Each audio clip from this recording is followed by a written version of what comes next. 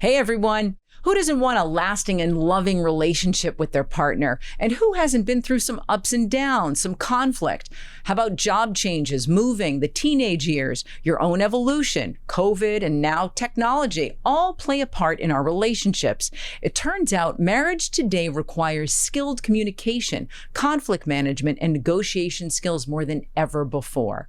My guest today is professor and author Howard Markman, PhD. He is a distinguished professor of psychology at the University of Denver and the founder of the internationally known evidence-based couples relationship education program called PrEP, Prevention and Education Program. He's also one of 4 authors who came together to write Fighting for Your Marriage, which is now in its 4th edition. He joins me now to talk about positive steps to talk more, fight less, and keep the fun alive. Stand by. We're going live. We're going live. 10, 9, going live. 7, 6, 5, going live. 4, 3, 2, 1. You've been talking about this, about marriage, relationships, keeping it all together, keeping it fun for a few decades now. But you've got new information on this, right? Right. Some new information and some basic tried and true research-based skills that people apply in their relationship that increases the chance for success. So in talking about this for so long and now having new information, what goes through your mind 10 seconds to air? Well, it's to have fun. So my goal is when I do whatever I do, teach a class, give a lecture, give a talk, get ready for your show, the goal is for me to have fun and for the audience to have fun. And then it also is related to what makes a good relationship. Too often we do focus too much on conflict and handling conflict, and that's vital. But too many people put their relationship on the back burner when it comes to the positive connections, the fun, the friendship, the sensuality, the sexuality. So I think let's have fun. And once in a while, since I'm a big sports person, and I saw in your bio that you used to do some sports recording, that'll also visualize what success is as well. Like when I play baseball, for example, or racquetball or tennis, I'll kind of visualize, what I'm working on. If it's, a stroke in tennis or backhand in pickleball, that sort of thing. Kind of a combination of thinking about having fun and then visualizing success. So you're saying it's similar to you're saying the relationship similar to pickleball and tennis? Are you finding a correlation there? Is that well, in the sense that as I prepare for talking about relationships or for a big relationship talk, the goal is to have fun as well as to visualize what success is. So there's some overlap there. All right. I like the overlap. I'm a tennis player and pickleball player too. So let's just overlap it, and that is fun. And I agree with you. So many times it's hard to keep the fun in your relationship because you're dealing with so much work, kids, something may have happened. You start off in this really fun, just like when you're a kid, you start off with all this fun as a kid, and then something you get more serious, gets more serious. And I find the same thing does happen with the relationship. It's fun was always the default, and now it seems like the default is getting everything done in the day, and you have to really think about the fun. Yeah, that's the way to think about it. That we want to, when you're thinking about your relationship or anything else that you've decided is a priority for you, is that you want to kind of build in time for the things that are important. And too often people are kind of slipping in, focusing on the relationship, whatever that may be, around everything else. So it's kind of like when you're trying to put a bunch of rocks and pebbles and stuff into a barrel. In order to make that work, you have to put the big rocks in first and then the other things around it. So, so having, a regular date night or a time to talk about issues, or just kind of thinking about your partner or your family or whatever is important to you, and making sure that you're investing some time and energy, on a regular basis. So you've been talking about this for decades now. Has it changed over the course of the 3 or 4 decades that you've been studying marriage and relationships? Well, I think there's been a dramatic changes in the function of families and the the parabolars that are around families. And, there's so many other distractions, social media, lack of attention to, getting marriage, more attention to living together. And what people and people are meeting in many different ways, obviously. So we don't have the kind of proximity and similarity that we have had in the past. So that's why we say that the communication and conflict management and talking without fighting about issues and differences is really important. Like one of the take-home points from our research and other research, and this has continued over time, it's not the differences between people that matter. Political differences or differences in religion or differences in personality or goals in life, parenting. It's how those differences are handled that's really the key. And too often we talk about sliding into conflicts and escalations and fighting in ways that really destroy the love and connection that brings us together in the first place. Right. So let's talk about that communication. Start us off right there. How do you define the communication in a relationship? Well, we define good communication really simple. And it's when you have something you want to get across to communicate to another person, that it's really important that your intent gets across to the other person, that they're hearing, not agreeing. And this is so critical. When we talk about good communication, we're not talking about agreement. We're just talking about listening. And the Dalai Lama once wrote, and Jan Levine, one of our co-authors, writes this in the book, that to love means to listen. So listening is really, really important, no matter how much you agree or disagree. So a lot of times when we're talking about difficult issues, you have to slow things down, put some structure around it, some guardrails. So when we're talking about an important issue, if things aren't going right naturally, and often they're not, we talk about engaging the speaker-listener technique, which is a really simple tool. But basically, you start off, you ban trying to change the other person's mind, you ban agreement or disagreement, but the goal is just to understand the other person's perspective. And this is kind of an active listening tool that we all learn in various ways, but it's really hard to use when we really need it. So if you and I were having a conflict in a relationship, you need, first of all, a skill: time out, stop action, stop the negativity, take a deep breath, come back to it later on when you both decide to talk about it. And then one person has the floor, whatever you want to use for a floor, the phone or an iPad, iPod. And the speaker has the floor, and the speaker says what they want to say about the issue. And then the listener paraphrases, and then the speaker kind of judges, yes, is that what I'm trying to get across? Yes, and then kind of move forward. And really important to put a time limit around it. Yeah, I was just going to say, how long does that person get the floor? How long do they get the floor, and how long are you the listener? Right. Any recommendations? Really, sometimes it's just really, I may really want to say something really important. I'm saying, listen, I just want to be able to talk to you what I'm thinking and feeling about this issue, about our future, about our kids. And right now, I just want you to listen and understand. And then maybe later on today, or if we have more time, then you can talk about your perspective on it. And a lot of times, just that talking. And I was on Oprah once a while back, and the show wasn't going very well. But then we started talking about the importance of listening and problem solving. And I said to Oprah, Oprah, I think most issues in relationships don't need to be solved. You just need good listening and understanding. And Oprah said, no, Howard, I don't agree with you. I said, oh, here we go again. But she said, I said 60 or 70%. And Oprah said, no, it's 80 or 90%, Howard. And I said, yes, Dr. Oprah, you got that right. Wait, back up a second. You were on Oprah and it wasn't going well. What wasn't going well?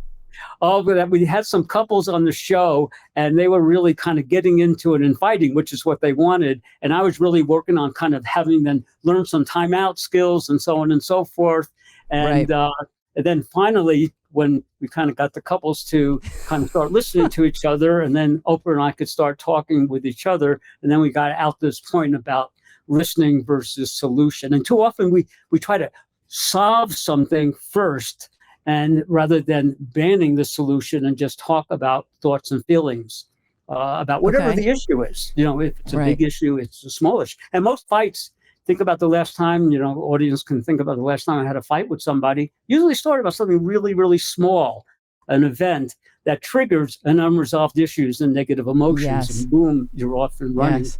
kind of But down the but rabbit don't hole. you think, Howard, isn't that really hard to identify? Because let's say we do have a conflict, right? You have a conflict with and the conflict is about, I've been told it's never actually about the dishes. The conflict may be about the dishes is what you're trying to talk. And I hate when you don't do the dishes and whatever it may be, right? Right. But it's really not about the dishes. So it's hard to identify what it really is about.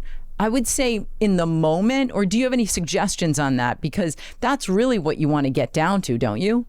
Yes. So when we ask our partner to do something small, like, put the dishes in the dishwashers, or, do the dishes, or, clean up, or whatever we may ask our partner, we're often asking our partner to do things, for us or for the family.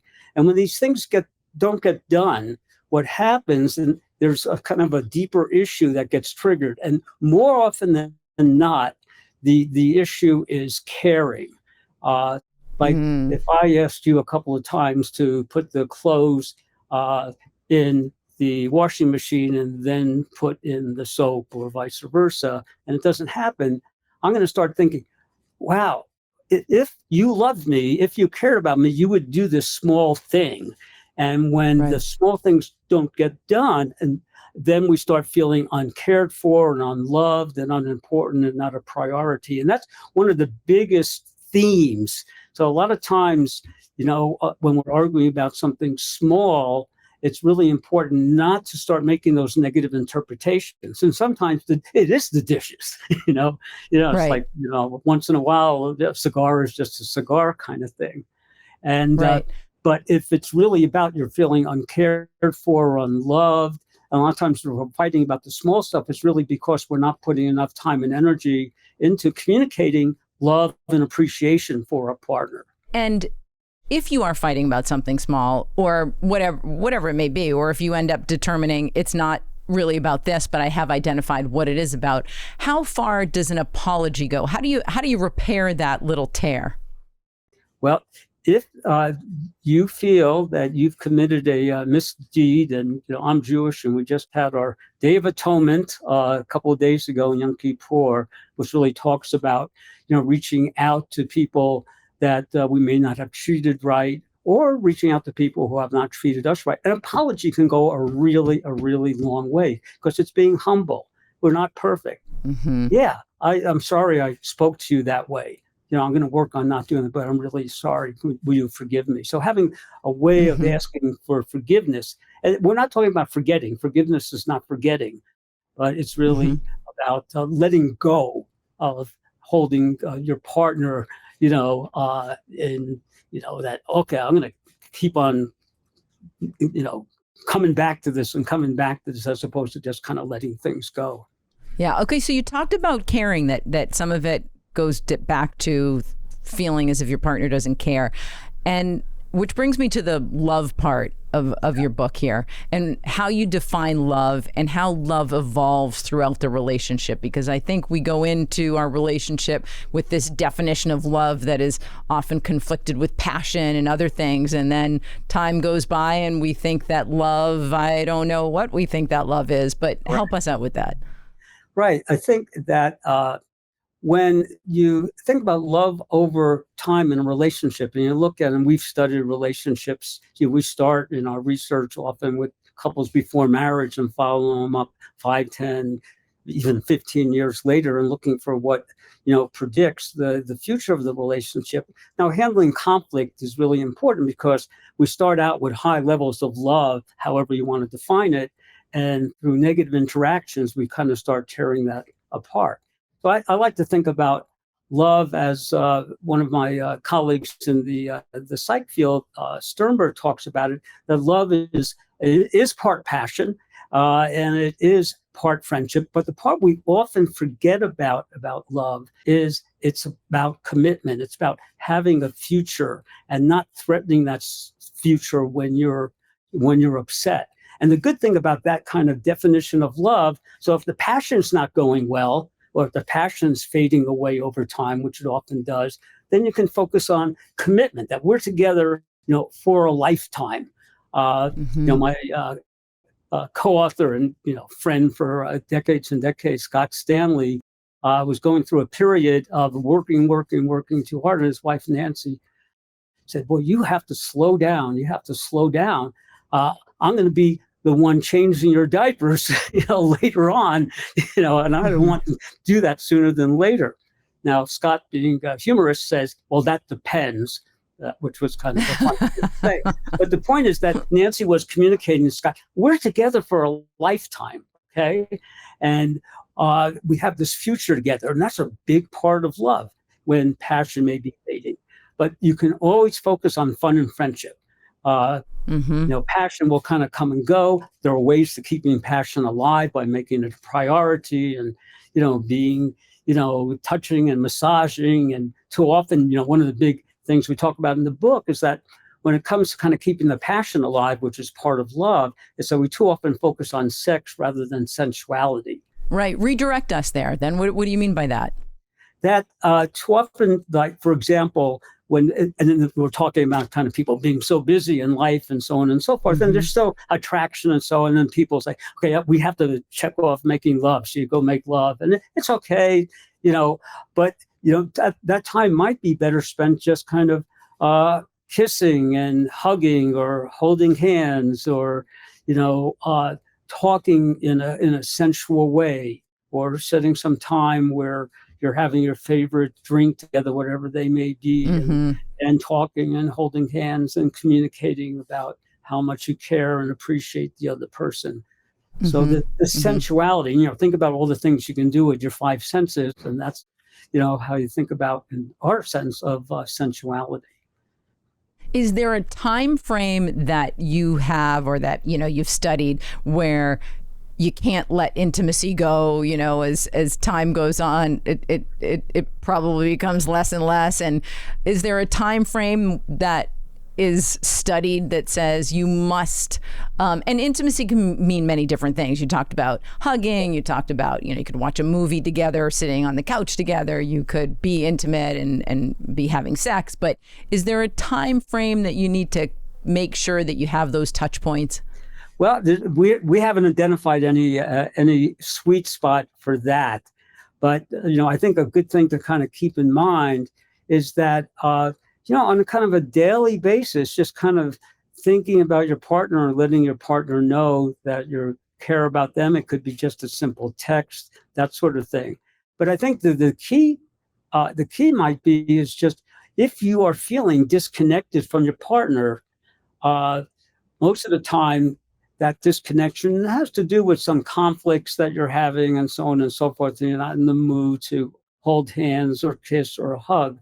And that's the time to actually push yourself to focus on the positive connection. As we talk about like a stock market,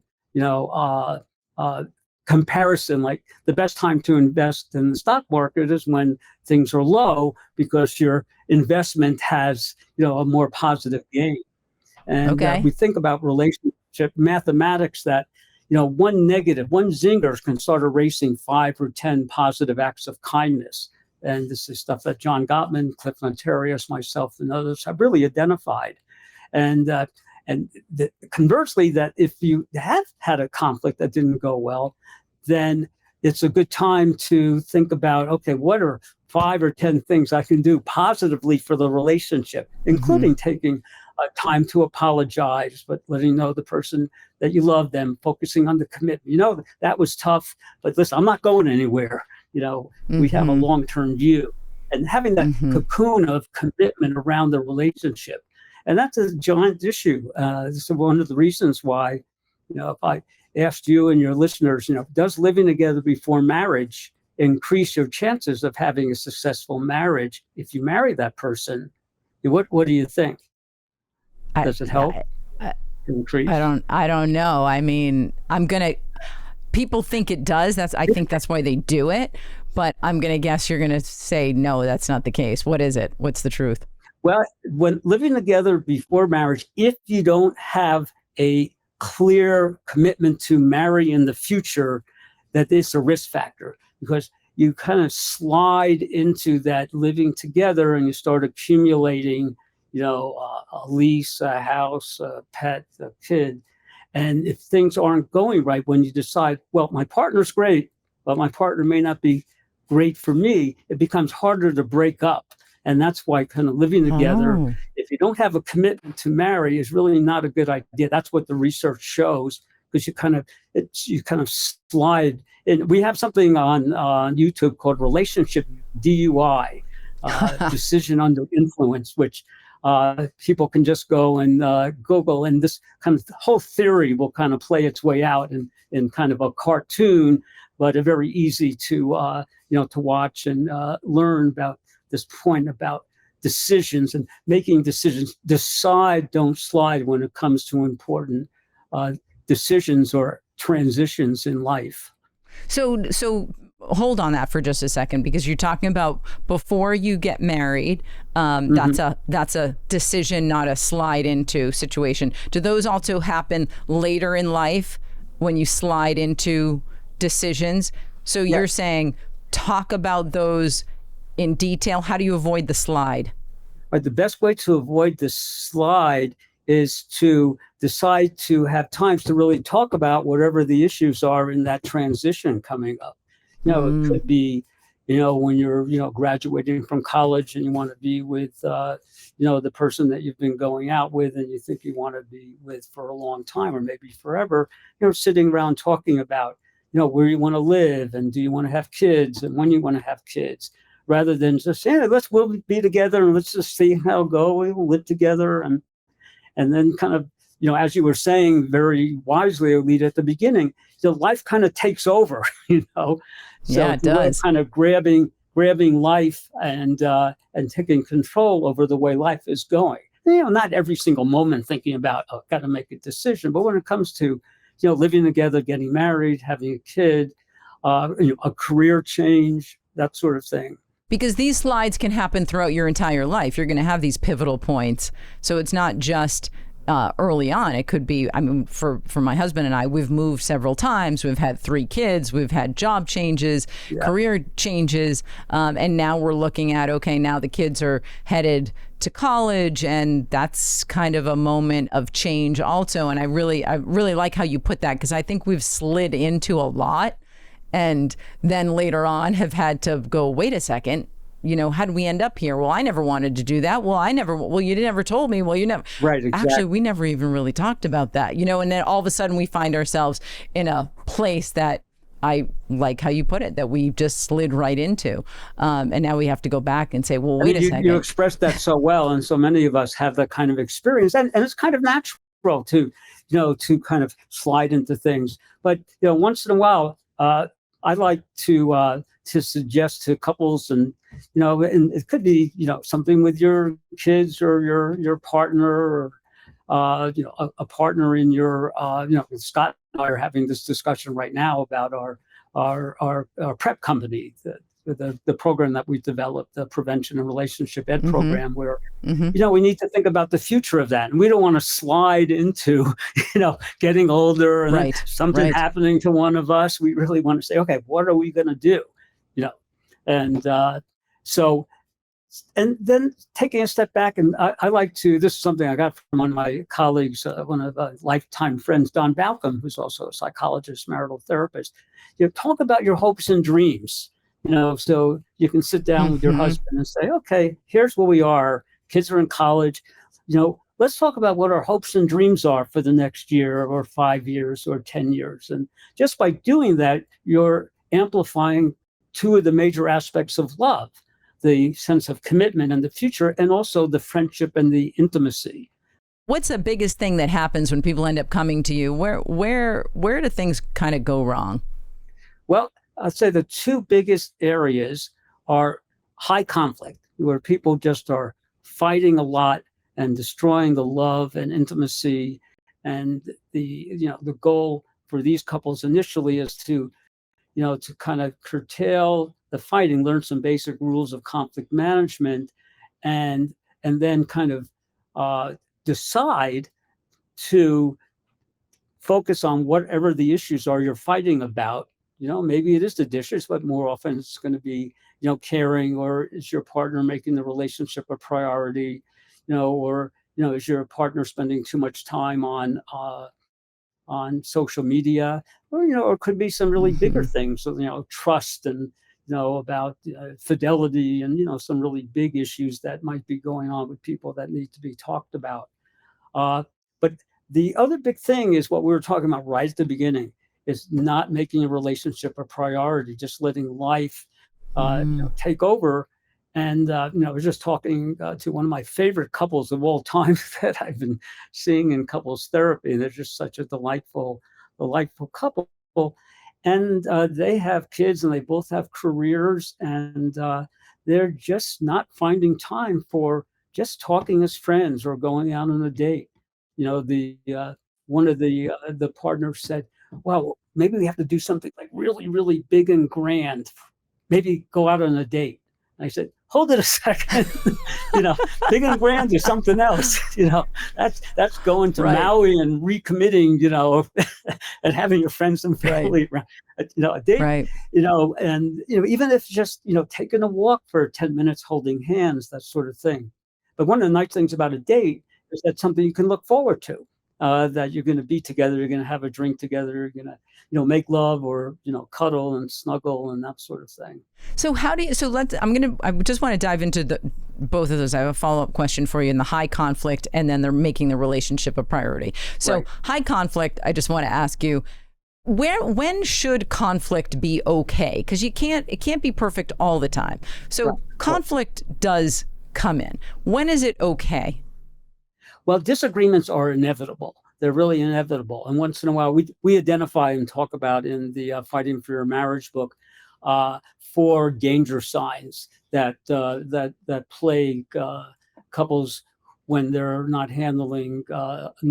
It's really about managing negative emotions, is what we're talking about. And we're human, and we're going to get upset and defensive, and sometimes we're going to, what we call invalidation, hurl zingers, or there's this escalation. I say something negative, you say something negative. Uh, and then there's negative interpretations, like feeling that you partner doesn't care about you when they're not doing the dishes, and they do care about you, but they're not doing the dishes for whatever reason, the way you want it. And then there's withdrawal, which is really, avoidance and withdrawal. And this is something men tend to do more than women, we find. But it's also a sign of distress when one person doesn't want to talk about issues in the relationship, or just doesn't want to connect. So, you're going to enter into one of the things that distinguishes couples that will go on and be happy versus couples who are happy but will go on and become unhappy and divorced, is that they're able to recognize when they're entering in these danger signs and stopping the danger signs, and not going down the rabbit hole of escalation, and not going to physical abuse and verbal abuse. Right. Okay? Those are really Right. dangerous interactions. Now, a lot of times it scares people into health. You have kind of a flight into health. Hmm. And but there are going to be some relationships that are really toxic, and not all relationships can be safe. So if you're in a relationship and you're being victimized, cheated on, hurt, humiliated, that's something you need to take. You have to be safe. Safety is just so important. Right, of course. I think my question is more related to not big conflict like that, but conflict that's manageable. So the first year of your marriage should you have conflict, real conflict? Or is that something really, the honeymoon stage is really such a thing, and conflict really doesn't arise until you have really big things to have conflict about? No, it's really inevitable. And there may be some of the couples where their relationship is made in heaven, and it stays there, and they just get along perfectly. But a lot of times, Really? So you see that? Wait a second, Howard. but I think Does that really well, happen? I There's mean, no there are conflict? some couples like that. There are some couples like that. There are some couples Okay. do a lot of work in Oklahoma. There's a lot of young marriages in Oklahoma, and a lot of divorces. But there are some couples we've identified, maybe 5%. They're high school sweethearts. They get married. They have kids. They're doing great 10, 20 years, and things are just terrific. So you want to be happily married? Move to Oklahoma. No, it's a great state. But I think having a time to to sit down once in a while and say, how are things going? To do that. We talk about hopes and dreams, and if things aren't going well and you're feeling disconnected, I think the sense of feeling disconnected is really a good sign that that you need to do something. But don't blame your partner, for the disconnection. You're not hugging me enough. It's like I'm feeling that we're disconnected. How do you feel about that? And how can we work together as a team? And it's the same thing where we think every couple should have a ground rule that we're, number one, that they can call a timeout or stop action when things aren't going well in a discussion. And then what that is, it could be timeout or stop action. And then that keeps the conflict from really degenerating into things that can become toxic over time. Let's go to making the relationship a priority. I know we've been talking a lot about where problems come in and things like that. Let's talk about making the relationship a priority. Let's move into the positive here and have a happy, healthy. Good. Let's wind up on the positive here. Yeah, let's figure that out. How do we make it a priority? Well, I think the best way to make it a priority is make it a decision to have your relationship be a priority. And it's often as simple as that, but you don't want to just do it internally to yourself, but you want to, say to your partner, and it could be in lots of different situations that, I'm feeling that, we're not really focusing on, we want to go as a team, or I'm feeling that we're just not having time to do the things we used to do. When's the last, ask a lot of times we will ask couples in our research and our, just our general times when you see couples in therapy, when's the last time you've been out on a date? And, if it's been a long time, then that might be a sign that, maybe you need to kind of decide to go out on more dates, but also talk about what that is, what's fun. And this gets to what's fun for the two of you. And, when you ask me that question, 10 seconds before you go on air, what do I think about? It's kind of having fun, and, fun for me and fun, I'm having fun now. And, Scott and I, when we started working together 40 years ago, we said, what, we could have great lives and we wouldn't have to do talks and write books and do workshops. But and if we're going to do it, let's have fun. And so far, it's been, 40 years of fun. Yeah. And why not? I mean, if you're going to stay married to someone and you're going to live in the same house and you're going to have a life together, you might as well make it fun. When it starts to become, for me, when things start to become work, and not that I don't want to put the work in, I do want to put the work in, but it's nice to know you're putting work in that's leading somewhere, that's heading to fun, that's heading to date night, that's heading to a trip, or heading to just going for a walk. But life does take over. I mean, it really does. And then I love the book about there are just different areas where there's such miscommunication, or when you think something that's not really true, and then you head down another road, and it's because you just don't take that time to spend together, or to take all those little moments, because they get sucked up by so many other things. They get sucked up by life, by kids. How many times, I mean, people listening can probably relate to this if you're married and you have kids, but that you're having a moment of just a conversation with your partner and it's interrupted by a kid. And we rarely say, hold on a second. We really jump right to the kid and fix their problem or help them or whatever. We're just so used to doing that. Now that my kids are older, we will say, can you wait a second? But when they were younger, we just let them right in. Yeah. We didn't think about that. I mean, it's very natural to want to be with your kids and love your kids, but also taking a step back and saying, at a time when the kids aren't around, how can we increase the positive connections between it? One simple tool, I talked about the speaker listener technique as a tool, and that's also, if people Google that speaker listener technique from PrEP, we have a whole lesson or lessons of how to do that. But one thing that people can do to increase fun is create what we call a fun deck. So A You know, fun deck. I Okay. write down three things that you and Oh, I I can like that. do in the next week that I think would be fun for us. You know, could be going to see the Dodgers play the Mets, or it could be taking a walk together. It could be going to the symphony, something like Mm-hmm. that. So you know that you can make the time to do that, and that you can do it financially. And then my partner writes down three things. Then we exchange cards, or however we do that. And I pick one thing from your list that I decide to make happen in the next week or 2 weeks, and vice versa. And that's a good way to kind Oh, of I love be that. creative and just to kind of get things moving if you're stuck and you're not, feeling a lot of connection and feeling Right. that you're not having enough fun, or, doing fun things. Yeah. And the reason people don't get married to handle conflict, uh, Yeah. Right. people when they have their wedding vows. One of my students did put this in their wedding vows, but we don't promise to use the speaker listener technique till death do we part. Mm-hmm.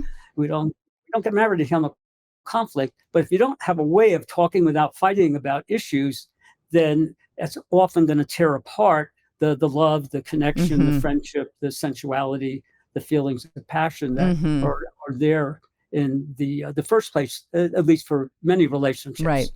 But I do want to note that um not it's not just about conflict, because you may be in a relationship that doesn't have conflict. You may be in a relationship where you've gotten to a point where you don't even talk about it anymore, and you're just kind of so busy, and you're both sort of living, you're happily kind of connecting but not really connecting. So I think it's important to note that it's not that you have conflict, therefore we need to repair that. You could also be in a relationship where you don't have a whole lot of conflict, but you also don't have a whole lot of fun and love and romance and all of that too.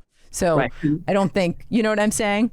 this is one of the interesting things we find in our research. If you read Tolstoy's book Anna Karenina, and the first line, I won't do the original Russian, but it's like, you know, all happy families are alike, and all unhappy families are, different, each in their own fashion. And the research actually shows it's the opposite. That the stress, and this is across culture and economic lines and all the different diversity we have in relationships. It really comes from dealing with conflict in a negative way. Being angry and not treating your partner well, withdrawing from your partner, uh, not showing enough love in ways that are meaningful to your partner. So high conflict and high danger signs in our terminology, that cuts across most relationships that are ongoing. Well, not all, but relationship happiness is a many splendid things. There are some couples that, may make love every day, or may make love every year. That there's all sorts of ways to have a happy relationship. And as kind of couples therapists, and as people who care about relationships, I can't tell you how to have a happy relationship per se, but I can tell you how to handle conflict well, and how to talk without fighting. And then I can kind of encourage you to make your relationship a priority and have fun, whatever that may mean to you and your partner. You made a good point earlier when you talked about that's not why we got married. We didn't get married to have conflict or not to have fun together and all that kind of stuff. But it brings me to kind of the question about marriage and what it is for people today. Has it evolved? Are people still getting married, I guess is the question. Well, people are still getting married, but the people are getting married at less rates, so less frequency. But of course, divorce is going down too. So people are living together more. People are choosing to be single and not be connected to one person, or to be involved with one person and another person. And all sorts of choices these days can be supported in domains of society. So we have a lot more choices. So, but this is where I think people need to kind of take a step back and say, do I want to be married? Do I want to have kids? And if so, what does that mean? How can I move from where I am now to, a lot of people may feel that marriage is out of their reach because of financial limitations and so on and so forth. And that's something to kind of think about. How can we, have a wedding ceremony if we want to be married, but to do that in a way that's meaningful, but doesn't cost us, thousands and thousands of dollars. And a lot of programs out there. The government is invested in marriage. I mean, we have something called the Healthy Marriage and Responsible Fatherhood Initiative in the country that, has been going on for 20, 30, 40 years now, started under Clinton. And that, we're trying to help couples who are in poverty or people in poverty and don't have resources, have resources, be it education or like in Oklahoma, just to use an example, well, they'll help pay for a wedding for people that are kind of part of their programs. So there's a lot of, and I think governments need to invest. I don't want to get too political, but I think investing in relationships and investing in having people have healthy relationships, whatever they choose, those relationships to be, and to make that possible is really important. The same thing that, so there are barriers to marriage. A lot of people feel barriers to having kids. We're having kids at much lower rate, and that's a big issue. So how can we incentivize marriage? How can we incentivize having kids? How can we incentivize and provide resources for people to have a good relationship? And I think having access to relationship education of the part that we're talking about, all the things that you do in your work, interviewing interesting people here, but all the other things that you do, helping people connect and get out of life what they want, is really vital that we provide those resources to people. Right. Anything I didn't ask you that you want to mention? I could talk about this all day and get into real details.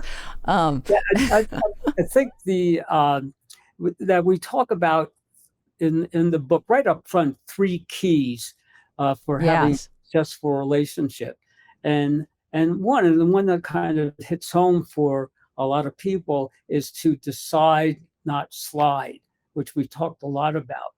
But another one is actually, do your part for the relationship, and do your part without expecting your partner to do their part. It's kind of like paraphrasing John Kennedy's famous speech, ask not what your relationship can do for you, but what you can do for your relationship. And a lot of times kind of just investing and doing something positive, even when your partner is not doing something positive in your mind. But again, this is kind of the idea of investing when things are down, because that's the best time, even though you may be upset about something your partner did or didn't do, that's the time to kind of step to the plate and let your partner know, this has been a difficult time.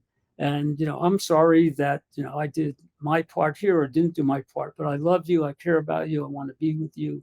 And so that kind of do your part. And the other one is just really just vital, and it's make it safe to connect. And one of the reasons your podcast is so successful, and I can just tell from my own experience, and I've listened to a few of them, is that you make it safe for your guests to talk to you. Okay, that I feel at ease, and even though we're being videotaped, and I just ignore it. And it's the same thing in a relationship, any relationship that you don't want to be on eggshells. So that's why when you're upset, not threatening the stability of the relationship. If you want to talk about breaking up or getting divorced, you can talk about that, but decide to talk about it. Don't slide into talking about it. So those 3 keys are pretty important, and we decide to talk about those right up front in the Defining for Your Marriage book. Again, the 3 are, if you can repeat them again. Sure. Decide, don't slide, do your part, and make it safe to connect. Decide, don't slide, do your part, and make it safe to connect. Right. Yeah, those are really good. We whenever we're kind of around couples, whenever I teach, my course in relationships that I've taught for many years at the University of Denver, that we really try to highlight, because people can kind of, this is something that people can kind of hold on to. If people are floundering in a relationship, they can think about this. Okay, am I doing my part? Am I making it safe to connect? What am I doing? Am I making decisions when's the last time I told my partner I love him or her, or my kids I love? A lot of this also goes with our kids as well. And Howard, if you are not doing those things, or you haven't done them in the past, how do you recommend getting on track? Think about 10 seconds to air. Think about what you can do in 10 seconds to make your relationship better. And there's a lot you can do in 10 seconds. You can hug your partner, kiss your partner, send them a text, hold their hand if they're there, hug them. So I like the 10-second. You can kiss your partner for 10 seconds. Okay. I like this 10-second idea. You can use it. I'm going to let you use it. How's that? But I think you're right. But a lot of people, when I was listening to prior podcasts and I kind of got that sense, I had to think about what do I do? Just kind of even, a lot of times we're just kind of on automatic pilot when you just go. Yeah. And you were going to slide right into this podcast. You were going to slide right into this podcast, and you had to think about it. That's right. So I did think about it, and I decided I'm going to have fun. Yeah. And I think those are just 3 great tools to keep in mind for all relationships, not just your partner, but don't slide into your friendships, and do your part in your friendship, and make it safe to talk and to listen within your friendships. And when those things are broken in a friendship, break a few of those, and I'm not quite sure what the relationship is made out of. Right. And then you have to decide, is this a relationship you want to savor, that you want to improve? And it's a lot easier to decide to, oh God, this person, there's other people out there that I can be friends with or better friends with, and that sort of thing. Mm-hmm. But when you've made a commitment in a relationship, a marriage, or just a general commitment in the relationship, I think too often we let that relationship go too easy. I think people break up with relationships because they're fighting, or because they feel unloved, or they feel that the passion is no longer there. And I think we all too often just let relationships go when they can be saved or enhanced or improved. But again, it's a decision. Do I want to make this relationship with my wife, with my husband, with my partner, better, or do I want to work on kind of ending it peacefully and kind of moving on? So again, it's that decision about what's important to you. Yeah. Some of us slide right into marriage and slide right out of it, I guess. That never is true. Well, I love all of these great tips. I love it. I've circled this. I'm supposed to have coffee with my husband after this, so I can't. Good. Okay. You see, you're doing it already. You're making your relationship a priority. You're having coffee. I am. I'd like to think I am. We've definitely been through years where it hasn't been a priority because we had 3 teenagers and they seem to be the priority. And then, stuff happens and life happens. And now I love this. I don't slide, do your part, and make it safe to connect. I think that those 3 principles are just fantastic and can kick off, your relationship and lead into fun and good times. And I love that. I always look for fun. I did a podcast with a gentleman who talked about happiness and fun. And that night we rode our bikes down to dinner, and he just talked about these moments of creating, which is a lot what you're talking about as well, are just these small moments of fun that you connect and you have intimacy, even though it's not a sexual intimacy. You get to do something together that you both enjoy that is fun. And so that was great too. So I'm getting all these great benefits out of the podcast. Actually, I think my husband's getting all the great benefits out of the podcast. And so are your listeners, I assure you. And the listeners, I hope so too. This has been a lot of fun and enjoyable, and I just wish you the best in your work. And thanks for inviting me on. Thank you. Well, thank you, Dr. Howard Markman. Thank you so much. The book is Fighting for Your Marriage, and I'll have a link to it in the show notes so that people can grab it if they need to, and all the other resources that you have, because I know this is not the only thing that you do. Okay, well, in our last 10 seconds together, thank you very much, and grateful for the opportunity to talk to you. It's been terrific.